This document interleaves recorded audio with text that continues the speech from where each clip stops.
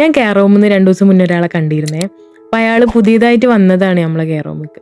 അപ്പോൾ അയാൾ ഭയങ്കര വിഷമത്തിലായിരിക്കണം. അത് ഇത്രയും കാലം വീട്ടിൽ നിന്ന് മാറി നിൽക്കാത്തതുകൊണ്ടുള്ളൊരു ബുദ്ധിമുട്ടും അങ്ങനെ മക്കൾ ഇട്ടിട്ട് പോയതാണോ എന്നുള്ളൊരു വിഷമം അങ്ങനെയൊക്കെ ഇരിക്കുന്നത്. ഇയാളെ കാണാനും വലിയ കുഴപ്പമൊന്നുമില്ല, ഏജ്ഡ് ആണ്, അത്രമാത്രം പ്രശ്നമുള്ളൂ. അപ്പോൾ ഇയാൾ ഫുഡ് കഴിക്കുന്നില്ല, വെള്ളം കുടിക്കുന്നില്ല. ഇയാൾ ഇങ്ങനെ മക്കൾ വിളിച്ചായിരുന്നോ, ഇന്നെ അവർ കൊണ്ടുപോവോ, ഇന്നെ അവിടെ ഇങ്ങനെ എന്തിനാ ഇട്ടിട്ടുള്ളതെന്നൊക്കെ ചോദിച്ച് ഭയങ്കര വിഷമത്തിലാണ് അയാൾ സംസാരിക്കുന്നത്.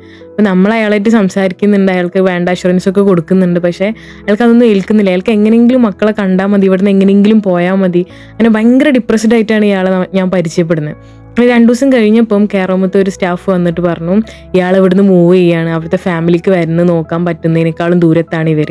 അപ്പോൾ ഇവർ വേറെ സ്ഥലത്ത് കൊണ്ടുപോകണം, അവർ വീടിൻ്റെ അടുത്തുള്ളൊരു സ്ഥലത്ത് മാറ്റുകയാണെന്ന്. അങ്ങനെ ഞാൻ പിറ്റേ ദിവസം പോയപ്പം മറ്റാൾ ബാഗൊക്കെ പാക്ക് ചെയ്ത് റെഡി ആയിട്ട് ഇരിക്കുക.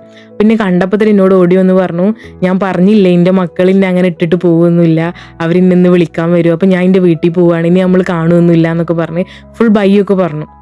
അങ്ങനെ മക്കൾ വരാൻ കുറച്ച് ലേറ്റ് ആയപ്പം ഓരോ 5 മിനിറ്റ് കൂടുമ്പോഴും എൻ്റെ അടുത്ത് വന്നിട്ട് ചോദിക്കും, അവർ വിളിച്ചായിരുന്നു, അവരെവിടെ എത്തി, അവർ ട്രാഫിക് ബ്ലോക്കിൽ കുടുങ്ങിയോ. അങ്ങനെ ഭയങ്കര എക്സൈറ്റ്മെൻ്റ് ആയിരുന്നു ആ അപ്പാപ്പന്.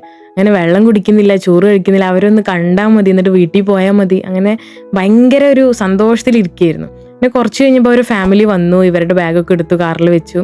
അങ്ങനെ അയാളെ കൊണ്ടുപോയി. അപ്പോൾ അയാൾക്ക് അറിയില്ല, അവിടെ എത്തുന്ന വരെ അയാൾക്ക് അറിയില്ല അയാൾ വീട്ടിലേക്കല്ല പോകണത്, വേറൊരു കെയർ റൂമിലേക്ക് അവരെ സൗകര്യപൂർവ്വം അവർ മാറ്റിയതാണെന്ന് ഇയാൾക്ക് അറിയില്ല.